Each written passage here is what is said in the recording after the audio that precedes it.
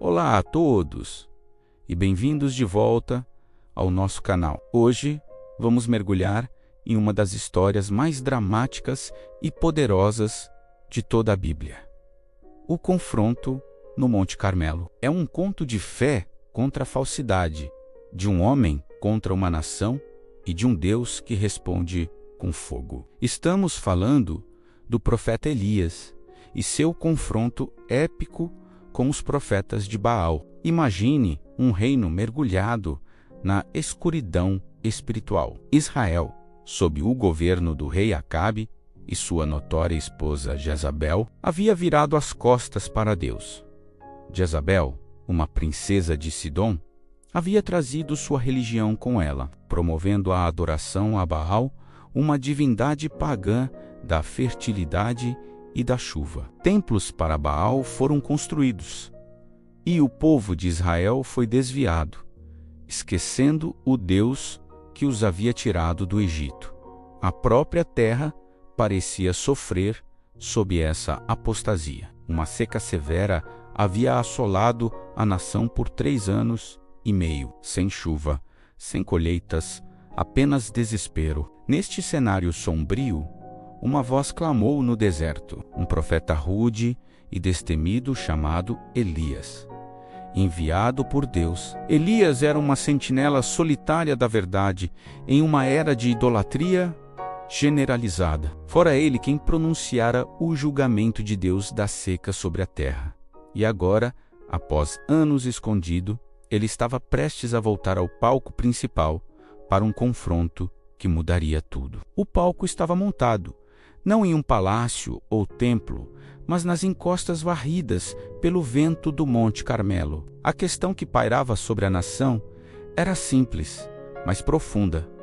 Quem é o único Deus verdadeiro, o Senhor ou Baal? A resposta não viria através de debate filosófico ou manobra política. Viria com fogo do céu. Então, após 3 anos e meio de seca, Deus ordenou a Elias que se apresentasse ao rei Acabe.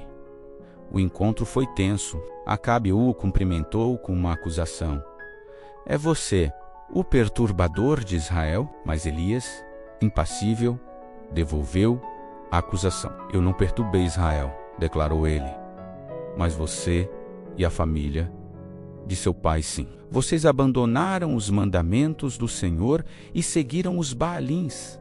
A luva foi lançada. Elias, então, lançou um desafio, um espetáculo público, para resolver a questão de uma vez por todas. Ele disse a Acabe para convocar todo o povo de Israel para encontrá-lo no Monte Carmelo. E não apenas o povo, mas toda a força da religião patrocinada pelo Estado. Os 450 profetas de Baal e os 400 profetas de Azerá, que comiam à mesa real de Jezabel. Seria um homem contra 850. Quando a enorme multidão se reuniu na montanha, Elias se apresentou diante deles e fez uma pergunta penetrante. Até quando vocês vão vacilar entre 2 opiniões? Se o Senhor é Deus, sigam-no. Mas se Baal é Deus, sigam-no. A Bíblia nos diz que o povo não disse nada. O silêncio deles era revelador. Eles estavam espiritualmente à deriva, presos entre sua fé ancestral e a nova religião popular. Então, Elias propôs o teste final. Ele disse: vamos pegar 2 touros. Os profetas de Baal podem escolher um para si. Eles o cortarão em pedaços, o colocarão sobre a lenha, mas não atearão fogo. Eu farei o mesmo com o outro touro. Então, vocês invocarão o nome do seu Deus, e eu invocarei o nome do Senhor. O Deus que responder com fogo, ele é Deus. O povo concordou. Era um teste justo, público e inegável. As apostas não poderiam ser maiores. O Deus que controlava os elementos, especificamente o fogo, provaria sua divindade diante de toda a nação. Os profetas de Baal, confiantes em seus números e apoio real, aceitaram prontamente o desafio. A competição estava prestes a começar. O sol da manhã nasceu sobre o Monte Carmelo, e os profetas de Baal começaram seu ritual. Eles pegaram o touro, prepararam-no e o colocaram em seu altar. Da manhã até o meio-dia, eles clamaram: Baal, responda-nos. Eles dançaram e pularam ao redor do altar que haviam feito, uma exibição frenética e desesperada de devoção. Mas não houve resposta, nenhuma voz, nenhum sinal, nada. O silêncio dos céus era ensurdecedor. À medida que o meio-dia se aproximava, Elias não resistiu. Ele começou a zombar deles, suas palavras pingando sarcasmo. Gritem mais alto, ele sugeriu. Certamente ele é um deus. Talvez esteja meditando, ou ocupado, ou viajando. Talvez esteja dormindo e precise ser acordado. Sua zombaria os incitou. Eles gritaram mais alto e, de acordo com seu costume horripilante, começaram a se cortar com espadas e lanças até que o sangue jorrasse. Eles deliraram e profetizaram durante toda a tarde, um frenesi caótico e doloroso. Mas ainda assim, não houve resposta. O Deus deles permaneceu em silêncio. Imagine a cena: horas de gritos, danças e sangramento. Tudo em vão. O sol começou a se pôr, e a energia da multidão, que poderia ter começado com antecipação, certamente se transformou em decepção e talvez até desprezo. O fracasso de Baal foi público e inegável. 850 profetas deram tudo de si e seu Deus provou ser impotente. Seus esforços frenéticos apenas serviram para amplificar o silêncio. Foi uma demonstração poderosa e visual do vazio de seu ídolo. O palco estava agora livre para o único profeta do Senhor. Quando a hora do sacrifício da tarde se aproximou, um silêncio caiu sobre a montanha. A energia frenética dos profetas de Baal deu lugar a uma calma solene e deliberada. Era a vez de Elias. Ele não se apressou. Cada uma de suas ações estava cheia de propósito e significado. Primeiro, ele foi para o altar do Senhor, que havia sido derrubado. Era um símbolo do relacionamento rompido de Israel com Deus. Com grande cuidado, Elias começou a reconstruí-lo. Ele pegou 12 pedras, uma para cada uma das tribos descendentes de Jacó, um poderoso lembrete ao povo de sua identidade unificada e sua aliança com Deus. Ele não estava apenas construindo um altar, ele estava simbolicamente restaurando uma nação. Uma vez que o altar foi reconstruído, ele fez algo que parecia totalmente ilógico, especialmente em um tempo de seca severa. Ele cavou uma vala ao redor do altar, grande o suficiente para conter cerca de 15 litros de semente. Então ele arrumou a lenha no altar, cortou o touro em pedaços e o colocou sobre a lenha. E então veio a instrução mais desconcertante. Ele ordenou ao povo: encham 4 grandes jarros com água e derramem sobre a oferta e sobre a lenha. A água era a mercadoria mais preciosa da terra. E aqui estava Elias, aparentemente desperdiçando-a. Eles fizeram o que ele disse. Então ele disse: façam de novo. E eles o fizeram uma segunda vez. Então ele ordenou: façam uma terceira vez.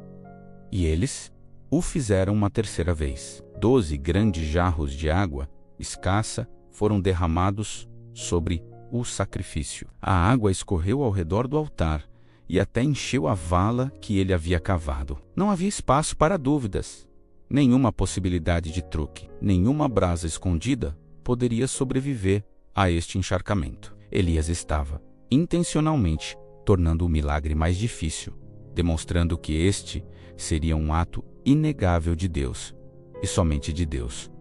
Sua preparação foi um ato de fé audaciosa, uma declaração pública de que ele servia a um Deus para quem o impossível era apenas mais uma oportunidade de mostrar seu poder. Com o altar encharcado de água como um testemunho de sua fé, Elias se adiantou.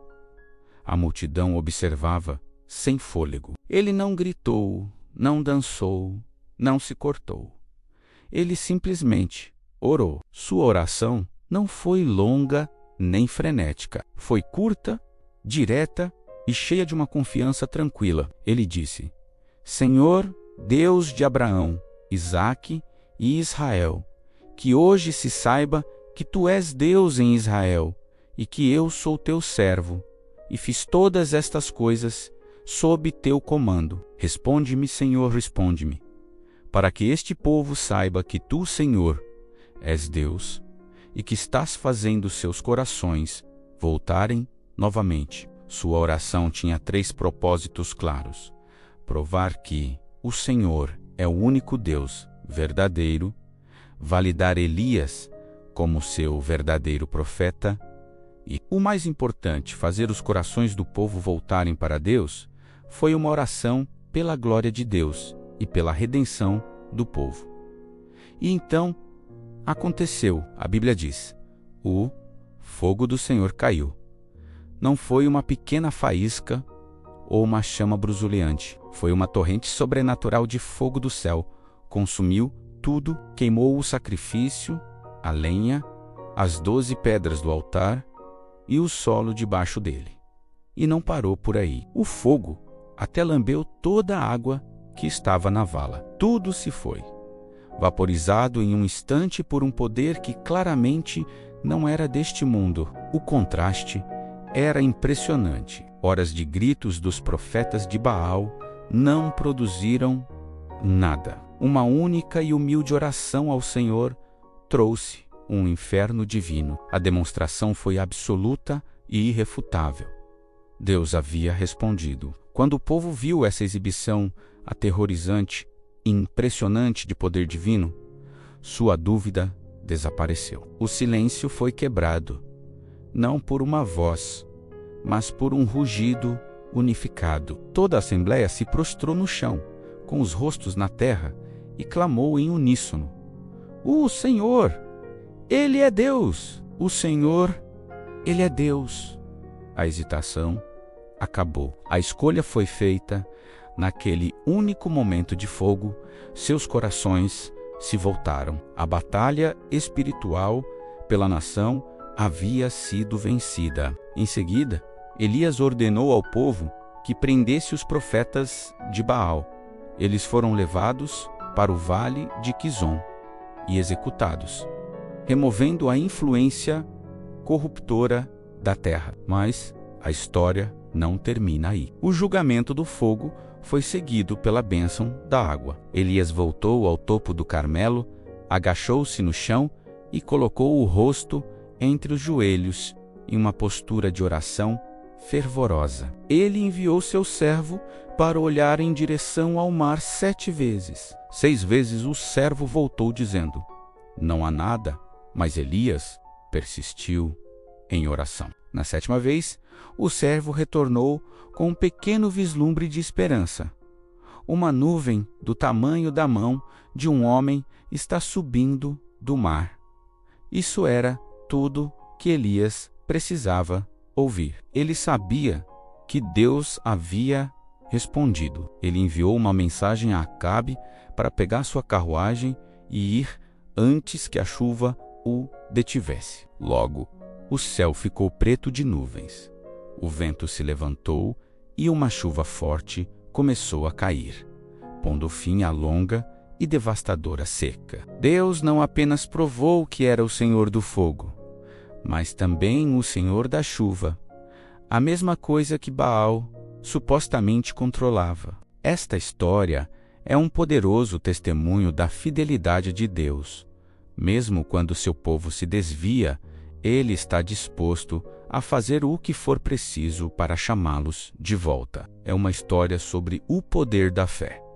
Elias estava sozinho, mas ele não estava realmente sozinho. Ele era apoiado pelo poder ilimitado do Criador do Universo. Sua história nos encoraja a permanecer firmes em nossas convicções, mesmo quando nos sentimos em menor número. Lembra-nos que uma pessoa alinhada com a vontade de Deus pode fazer uma diferença extraordinária. Desafia-nos a nos perguntarmos: a quem ou a que estamos dando nossa adoração? E estamos dispostos a confiar que Deus aparecerá em situações impossíveis? O Deus que respondeu a Elias com fogo é o mesmo Deus que servimos hoje, um Deus que ouve, que age e que é digno de todo o nosso louvor. Se esse conteúdo falou com você, já se inscreve no canal para não perder nenhuma mensagem. Deixa o seu like para fortalecer o trabalho. Ativa o sininho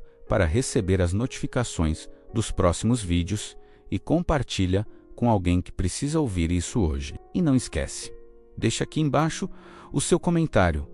Eu quero muito saber a sua opinião.